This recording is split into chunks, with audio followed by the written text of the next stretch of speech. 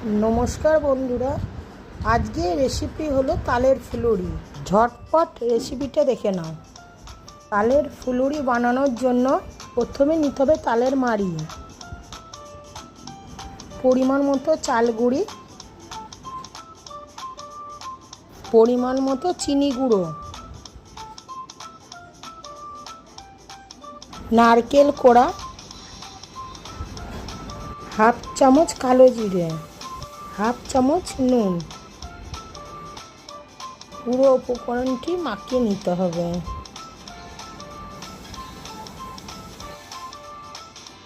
এইরকম শক্ত করে মাখিয়ে নিতে হবে।